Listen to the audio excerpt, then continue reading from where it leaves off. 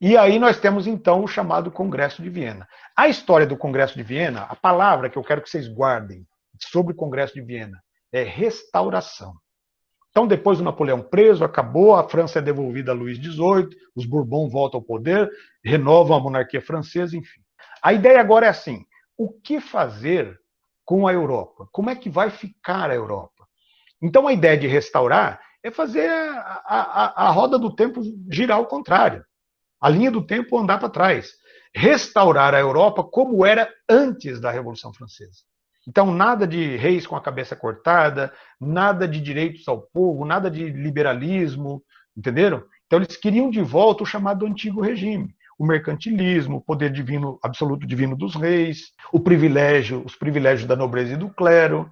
Esse é o sentido do chamado Congresso de Viena. Viena, como vocês sabem, é a capital da Áustria, um dos grandes reinos rivais da França. Então, olha só, nações europeias se encontram em Viena, na Áustria, em 1814, para decidir o futuro do mundo, para decidir as novas condições geopolíticas do mundo após Napoleão. Objetivo central: restaurar a ordem anterior à Revolução Francesa. E também aí tem as questões de fronteira, dos vários reinos que foram invadidos, dominados pelo Napoleão e tal. Então, eles vão redesenhar as fronteiras da Europa. Eles vão usar a ideia do princípio da legitimidade. O que é isso? Defendia a volta das velhas dinastias ao trono, o direito legítimo desses reis. Então, os Bourbons, né, tinham o direito de governar a França, a Espanha teria de volta, né, Fernando VII, que estava preso, vai ser solto para poder voltar ao poder na França. Dom João, cadê Dom João? Vamos botar Dom João de novo no poder. Dom João estava lá no Brasil. Então dizia assim, não, Dom João tem que voltar para Portugal, onde já se viu uma corte imperial viver numa colônia. Não existe mais ameaça do Napoleão. Então, Dom João deveria voltar. Mas Dom João não queria mais voltar para a Europa. A verdade é que Dom João acabou gostando do Brasil e criando raízes aqui. Nasceram os filhos dele aqui no Brasil. Dom Pedro I, inclusive, nasce no Brasil. Aliás, Dom Pedro nasceu em Portugal, ele foi bem criancinha lá para o Brasil. A infância, a juventude de Dom Pedro foi toda no Brasil. Teve namoradas, aquela coisa toda, né? Então, Dom João não queria voltar para Portugal. Aí, o que faz Dom João? Ele diz assim para o Congresso de Viena, eu não estou vivendo numa colônia, eu estou vivendo num Reino Unido a Portugal. É aí que ele eleva o Brasil à condição de Reino Unido a Portugal e Algarves. Algarves era um reino ao sul de Portugal, que hoje faz parte do território português. Então, ele eleva o Brasil à condição de Reino Unido. Isso contribuiu muito, inclusive, para a independência do Brasil.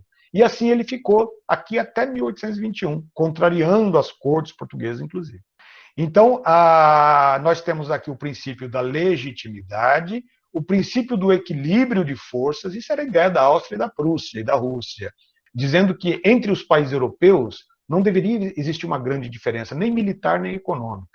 Os ingleses deram uma olhada assim, mas como assim, né? Não pode haver diferenças. A Inglaterra era infinitamente superior, economicamente falando, a esses países, Áustria, Prússia, Rússia. Então, os ingleses, eles participaram, enviaram representantes. Era o Duque de Wellington, né, o representante da Inglaterra, mas ele teve uma participação muito pequena. Na verdade, vários países europeus participaram do Congresso de Viena, mas eles formaram ali quase que uma panelinha de Áustria, Prússia e Rússia, porque eram os interesses Prússia-Alemanha, tá, gente? É bom lembrar disso. Porque era o interesse deles que estava em foco ali. Então, eles vão criar um órgão chamado Santa Aliança. A Santa Aliança é como se fosse um exército internacional, um exército com forças internacionais para combater qualquer revolução liberal que acontecesse dali em diante. Olha a ideia, combater a Revolução Liberal. A Revolução Francesa foi uma revolução liberal, vocês sabem disso. Ao final, nós sabemos que a Revolução Francesa foi uma revolução liberal, que abriu as portas, abriu o caminho para a França se tornar uma grande potência capitalista, inclusive com a Revolução Industrial Francesa. Entenderam? Só que a França nunca mais foi absolutista. Porque o Código Napoleônico, mesmo com a volta do Luís XVIII, dos Bourbons, o Código Napoleônico continuou valendo, né, com direitos civis inalienáveis e tal. Então, o objetivo é garantir a sobrevivência do antigo regime, porque esses países ainda eram absolutistas. Na Áustria, representada aqui pelo Metternich, Clemens von Metternich, né, era o príncipe da Áustria, futuro rei da Áustria, inclusive. Aqui ele estava como embaixador representando a Áustria, lá na própria cidade de Viena. Os outros líderes, né, o embaixador da Suécia fez uma definição incrível de Congresso de Viena. Então, enquanto esses três representantes, Áustria, Rússia e Prússia, se fechavam em gabinetes para debater o que eles pretendiam criar, os outros ficavam lá praticamente sem fazer nada. Então, para distrair todo mundo, tinha muita dança, tinha muita bebida, tinha muita festa, e o Congresso foi quase que uma festa. Então, um jornalista perguntou ao embaixador da Suécia, né, o que ele achava do Congresso de Viena. Então, ele diz assim, esse Congresso não anda, esse Congresso dança, por conta das muitas danças, e para distrair ali os líderes que não participavam efetivamente da reunião. Ele diz assim, isso aqui é uma valsa de provérbios e contradições. Olha, que deu um tapa na cara dos austríacos. Aqui, a Santa Aliança, representando então a Áustria, Prússia e Rússia. Está faltando a Inglaterra aqui. Por que os ingleses não vão participar da Santa Aliança? Porque a Inglaterra não era contra o liberalismo. A ideia da Santa Aliança era evitar revoluções liberais, era evitar a queda do antigo regime nos outros países. A Inglaterra já tinha passado por isso, a Inglaterra defendia o liberalismo.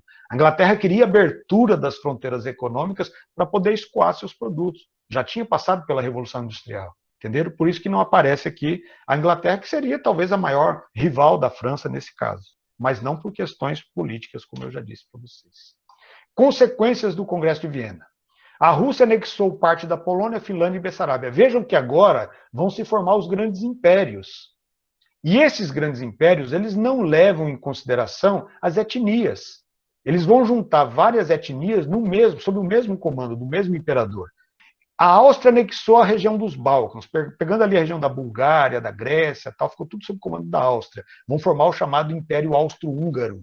A Inglaterra ficou com a ilha de Malta, Ceilão e Colônia do Cabo, além do controle econômico sobre Portugal e Brasil. Brasil, Portugal, eles ficam muito dependentes da economia inglesa. A gente comprava aqui praticamente tudo da Inglaterra. O Império Otomano, que é a Turquia atual, manteve o controle sobre povos cristãos do sudeste da Europa. A Suécia e a Noruega se uniram. A Prússia ficou com Saxônia, Westfália, Polônia e com as províncias do Reno, que faz fronteira com a França ali.